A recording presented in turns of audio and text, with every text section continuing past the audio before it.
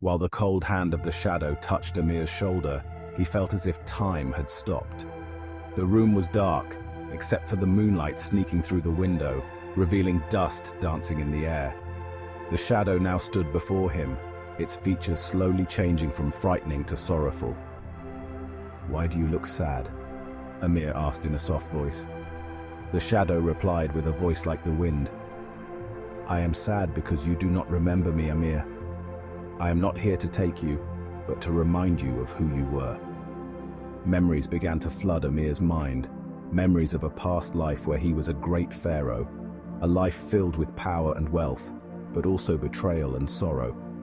The shadow was his personal guard who was killed trying to save him from a conspiracy. "I have come to give you another chance," the shadow said.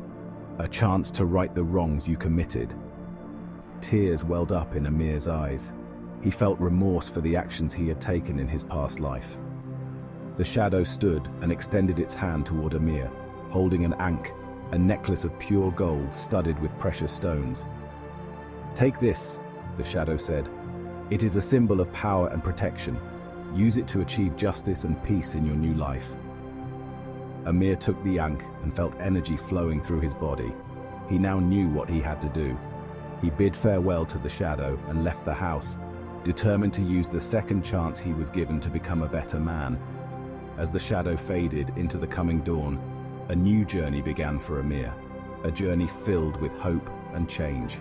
After the shadow vanished and Amir's new journey began, he set out into the desert under the first light of dawn. He felt strength coursing through his veins, as if the ankh had restored a life long lost to him. With each step, he felt he was leaving behind the fears and doubts that had dominated his life. He walked confidently towards the future, aware that he had a mission to complete. Amir arrived at an ancient city buried under the sands. The city was filled with ruins and colossal statues that told stories of a glorious past. He felt that this city had been his home in his past life, and that he had ruled it with wisdom and justice. Amir began to explore the ruins, and at every corner he found artifacts that held powerful energy. These pieces helped him understand the mistakes he had made in the past and how he could correct them in the present. In the heart of the city, he found an ancient temple dedicated to the sun god.